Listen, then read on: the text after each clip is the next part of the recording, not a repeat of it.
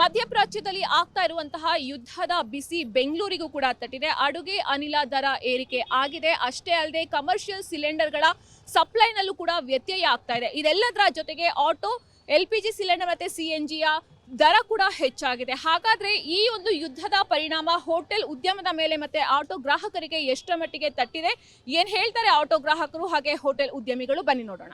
ಏನೇ ಆದ್ರೂ ನಾಳೆ ಕ್ಲೋಸ್ ಮಾಡೋ ಸಂದರ್ಭ ಬರಬಹುದು. ಇವತ್ತು ಸಿಕ್ಕಿದ್ರೆ ನಾಳೆ ಮಾಡೋದು, ಇಲ್ಲ ಅಂದ್ರೆ ಬಂದ್ ಮಾಡೋದು. 800 ಇದ್ದಿದ್ದು ಈಗ ಒಮ್ಮೆಲೆ 1000 ಆಗಕ್ ಬಂತು. ಜೀವನ ಮಾಡೋದೇ ಕಷ್ಟ ಆಗ್ಬಿಟ್ಟಿದೆ ನಮ್ಮಂತವರೆಲ್ಲ. ಗ್ಯಾಸ್ ಮುಚ್ಚಿಬಿಟ್ರೆ ನಮ್ಮ ಸಂಸಾರ ಹೆಂಗ್ ಮಾಡೋದು? ಮುಂದಿನ ದಿನದಲ್ಲಿ ಆಟೋಗಳೆಲ್ಲ ಸೈಡಲ್ಲಿ ನಿಂತ್ಕೊಳ್ತವೆ. ಹೌದು, ಇರಾನ್, ಇಸ್ರೇಲ್, ಅಮೆರಿಕ ನಡುವೆ ಯುದ್ಧ ನಡೀತಾ ಇರುವ ಈ ಸಂದರ್ಭದಲ್ಲಿಯೇ ಇಂಧನ ಸಾಗಣೆ ಮಾರ್ಗವಾದ ಹೋರ್ಮುಜ್ ಜಲಸಂಧಿ ಬಂದ್ ಆಗಿರುವುದರಿಂದ ತೈಲ ಪೂರೈಕೆಯಲ್ಲಿ ವ್ಯತ್ಯಯ ಉಂಟಾಗಿದೆ. ಅದರ ಪರಿಣಾಮ ಭಾರತದ ಮೇಲೂ ಆಗಿದ್ದು, ಗೃಹ ಬಳಕೆಯ LPG ಅನಿಲದ ಸಿಲಿಂಡರ್ ದರವನ್ನು 60 ರೂಪಾಯಿ ಹಾಗೂ ವಾಣಿಜ್ಯ ಸಿಲಿಂಡರ್ಗಳ ಬೆಲೆಯನ್ನು 115 ರೂಪಾಯಿ ಹೆಚ್ಚಿಸಲಾಗಿದೆ. ಜೊತೆಗೆ ವಾಣಿಜ್ಯ ಸಿಲಿಂಡರ್ಗಳ ಪೂರೈಕೆ ಸ್ಥಗಿತಗೊಂಡಿರುವುದು ಹೋಟೆಲ್ ಮಾಲೀಕರಿಗೆ ಗಾಯದ ಮೇಲೆ ಬರೆ ಎಳೆದಂತಾಗಿದೆ.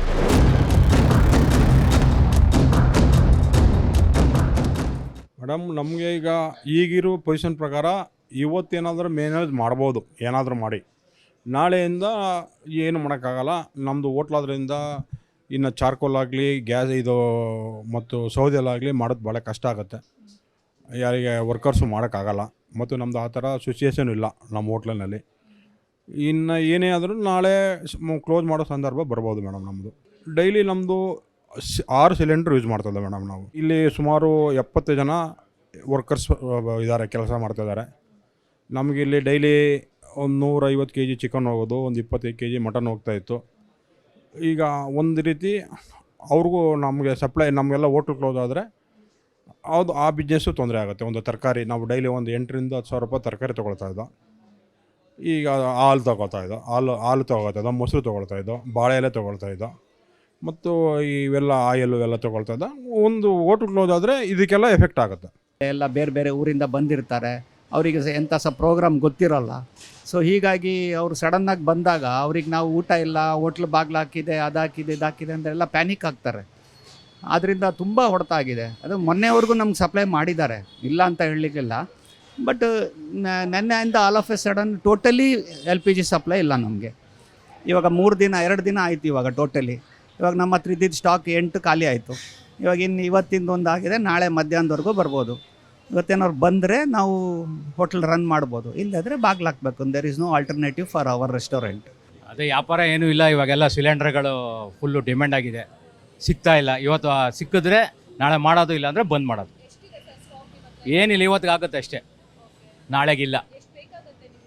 ದಿನಕ್ಕೊಂದು 2 ದೊಡ್ಡ ಸಿಲಿಂಡ್ರ್ ಒಂದು ಬೇಕಾಗುತ್ತೆ. ಇಲ್ಲ, ಸಪ್ಲೈ ಇಲ್ಲ. 3 ದಿನ ಆಯಿತು ಸಪ್ಲೈ ಬಂದು. ಹೊಸ ಪ್ರಾಬ್ಲಮ್ ಯಾವತ್ತೂ ಇಲ್ಲ. ಇಷ್ಟು ದಿವಸ ಬಂದಾಗಿಂದ ಇದೇ ಫಸ್ಟು. ಕೇಳಲೇ ಇಲ್ಲ ಯಾವತ್ತು. ಸಿಲಿಂಡರ್ನ ಇರೋನ್ನ ಇಲ್ಲವೇ ಇಲ್ಲ. ಮೋದಿ ಬಂದ ಮೇಲಿಂದ ಯಾವತ್ತೂ ಬಂದೇ ಆಗಿರಲಿಲ್ಲ. ಇವಾಗ ಇದು ಹೊಸ ಪ್ರಾಬ್ಲಮ್. ಒಲೆ ಉಡ್ಸೋಕ್ಕಾಗಲ್ಲ, ಸ್ಟವ್ ತರೋಕ್ಕಾಗಲ್ಲ, ಏನೂ ಮಾಡೋಕ್ಕಾಗಲ್ಲ.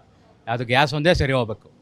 ಅಡುಗೆ ಅನಿಲ ಸಿಲಿಂಡರ್ ಬುಕ್ ಮಾಡಲು ಪ್ರಯತ್ನಿಸಿದ್ರು ಅದು ಸಾಧ್ಯವಾಗ್ತಾ ಇಲ್ಲ ಅಂತ ಜನರು ತಮ್ಮ ಅಸಹಾಯಕತೆಯನ್ನು ವ್ಯಕ್ತಪಡಿಸಿದ್ರು.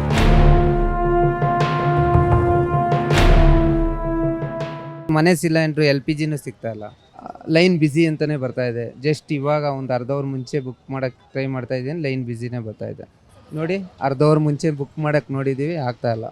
ತುಂಬಾ ಪ್ರಾಬ್ಲಮ್ ಆಗ್ತಾ ಇದೆ ಮೇಡಮ್. ಬೆಂಗಳೂರಲ್ಲಿ ಜೀವನ ಮಾಡೋದೇ ಕಷ್ಟ ಆಗ್ಬಿಟ್ಟಿದೆ ನಮ್ಮಂಥವರೆಲ್ಲ. ತುಂಬಾ ಜಾಸ್ತಿ ಆಗಿದೆ ಅಂತ ನಾವು ಬುಕ್ ಮಾಡೋದೇ ಸ್ಟಾಪ್ ಮಾಡಿದ್ದೀವಿ ಮೇಡಮ್. 850 ರೂಪಾಯಿ ಇತ್ತು, ಈಗ 950 ತೋರಿಸ್ತಾ ಇದೆ. ಬಡವರಿಗೆ ಎಷ್ಟೋ ನಾವು 15,000 ರೂಪಾಯಿ ಪಗಾರದಾಗ ಮನೆ ಬಾಡಿ ಕಟ್ಟಬೇಕು, ಎಜುಕೇಷನ್ ಮಾಡಬೇಕು, ನಮ್ಮ ಸಂತಿ ನೋಡ್ಕೋಬೇಕು, ಎಲ್ಲ ನೋಡ್ಕೊಂಡು ನಾವು ಸಿಲಿಂಡರ್ ತೊಗೋಬೇಕಂದ್ರೆ ಅದು ಮತ್ತು ಈಗ 800 ಇದ್ದಿದ್ದು ಈಗ ಒಮ್ಮೆಲೆ 1000 ಆಗಕ್ಕೆ ಬಂತು. ಮತ್ತು ಇಂಥ ಹೊತ್ತಿನಾಗ ಏರಿಸಬಾರ್ದಂತ ನಾವು ಕೇಳ್ಕೊತೇವೆ ಮೇಡಮ್. ಇನ್ನು ಬೆಲೆ ಏರಿಕೆಯ ಹೊರೆ ಆಟೋ ಚಾಲಕರಿಗೂ ತಟ್ಟಿದೆ. ಒಂದು ಕಡೆ LPG ಅನಿಲ ಮತ್ತು CNG ಬೆಲೆ ಏರಿಕೆಯಾಗಿದ್ದು, ಮತ್ತೊಂದು ಕಡೆ ಅದರ ಸರಬರಾಜು ವ್ಯತ್ಯಯವಾಗಿದೆ. ಹೀಗೆ ಮುಂದುವರೆದರೆ ಆಟೋ ಓಡಿಸೋದನ್ನೇ ನಿಲ್ಲಿಸಬೇಕಾದಂತಹ ಪರಿಸ್ಥಿತಿ ಬರುತ್ತೆ ಅಂತ ಚಾಲಕರು ಅಳಲು ತೋಡಿಕೊಂಡಿದ್ದಾರೆ. ಗ್ಯಾಸೇ ಮುಚ್ಚಿಬಿಟ್ರೆ ನಮ್ಮ ಸಂಸಾರ ಹೆಂಗೆ ಮಾಡೋದು? ಮನೇಲಿ ಕುಂತ್ಕೊಂಡು ನಾವೇನು ಮಾಡೋದು? ಗಾಡಿನೇ ಓಡಲಿಲ್ಲ ಅಂದರೆ ನಮ್ಮ ಜೀವನ ಹೆಂಗೆ ಮಾಡ್ತೀವಿ? ಜೀವನ ಹೆಂಗೆ ಮಾಡೋಕ್ಕಾಗುತ್ತೆ? ಅದರಿಂದ ತುಂಬ ಪ್ರಾಬ್ಲಮ್ ಆಗಿದೆ.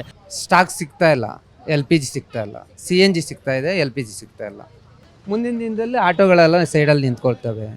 ರಾಜ್ಯ ರಾಜಧಾನಿ ಬೆಂಗಳೂರಿನಲ್ಲಿಯೂ ಸಿಲಿಂಡರ್ಗಳ ಕೊರತೆ ಬಂದಿದೆ. ಗ್ಯಾಸ್ ಲಭ್ಯವಾಗದ ಕಾರಣ ಹೋಟೆಲ್ ಉದ್ಯಮಿಗಳು ಸಂಕಷ್ಟಕ್ಕೆ ಸಿಲುಕಿದ್ದು ಆತಂಕ ವ್ಯಕ್ತಪಡಿಸಿದ್ದಾರೆ. ಈ ಪರಿಸ್ಥಿತಿಯನ್ನು ಗಮನದಲ್ಲಿಟ್ಟುಕೊಂಡು ಗ್ಯಾಸ್ ಕೊರತೆ ಸಮಸ್ಯೆಯನ್ನು ತಕ್ಷಣ ಪರಿಹರಿಸುವಂತೆ ಕೇಂದ್ರ ಪೆಟ್ರೋಲಿಯಂ ಸಚಿವರಿಗೆ ಮುಖ್ಯಮಂತ್ರಿ ಸಿದ್ದರಾಮಯ್ಯ ಅವರು ಪತ್ರ ಬರೆದು ಮನವಿ ಮಾಡಿದ್ದಾರೆ. ನೋಡಿದ್ರಲ್ಲ, ಈ ಯುದ್ಧ ಹೋಟೆಲ್ ಉದ್ಯಮದ ಮೇಲೆ ಮತ್ತೆ ಆಟೋ ಗ್ರಾಹಕರ ಮೇಲೆ ಒಂದು ವ್ಯತಿರಿಕ್ತವಾದಂತಹ ಪರಿಣಾಮವನ್ನ ಬೀರಿದೆ ಅಂತಾನೆ ಹೇಳ್ಬೋದು. ಈ ರೀತಿಯಾದಂತಹ ಒಂದಿಷ್ಟು ಸಮಸ್ಯೆಗಳು ಮುಂದಿನ ದಿನಗಳಲ್ಲಿ ಇನ್ಯಾವ ರೀತಿಯಾದಂತಹ ಆಯಾಮವನ್ನ ತೆಗೆದುಕೊಳ್ಳುತ್ತೆ, ಹಾಗೆ ಈ ಸಮಸ್ಯೆಗಳಿಗೆ ಸರ್ಕಾರ ಯಾವ ರೀತಿಯಾದಂತಹ ಸೊಲ್ಯೂಷನ್ ಅನ್ನ ಕೊಡುತ್ತೆ ಮುಂದಿನ ದಿನಗಳಲ್ಲಿ ಕಾದು ನೋಡಬೇಕಾಗತ್ತೆ. ಕ್ಯಾಮರಾ ಪರ್ಸನ್ ಹರಿ ಜೊತೆ ವೈದೇಹಿ, ಪ್ರಜಾವಾಣಿ, ಬೆಂಗಳೂರು.